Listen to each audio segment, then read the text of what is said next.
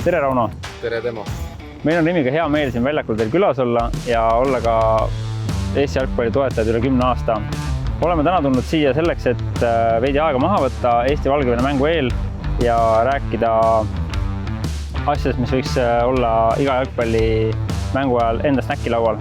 Aga enne veel, kui me jõuame selleni, kommenteeri Facebookis selle video alla, 5. minutil lüüakse esimene värav ja kõigi õigesti vastanute vahel loositakse välja seesama autogrammidega pall.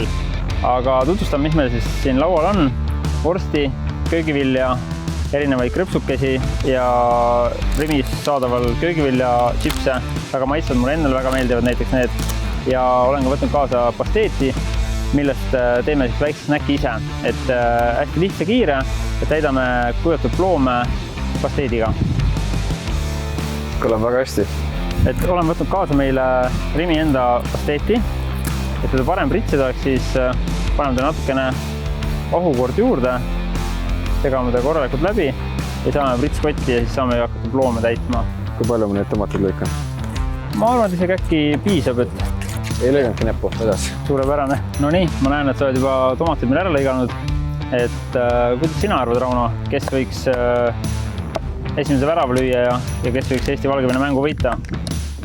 Esimese värava, ma arvan, kindlasti Eesti ja võimalikult varakult, miks mitte juba näiteks 7 minut ja Eesti võidab selle mängu ka.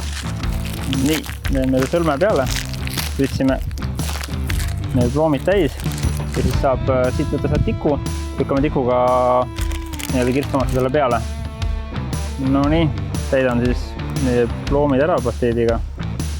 Võtta siis tomatid peale ja siis võib sinna ette lõike lõua peale panna. Teha on ka neid päris.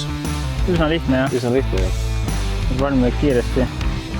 Võib-olla siuke väike peterselit ka veel vahele ja see on nagu ekstra hea.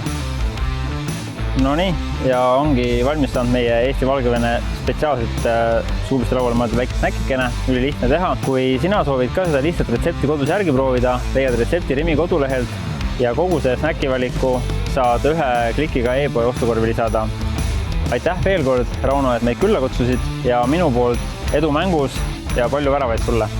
Aitäh selle ägeda snäki retsepti eest, aitäh, et tulite külla ja näeme staadionil.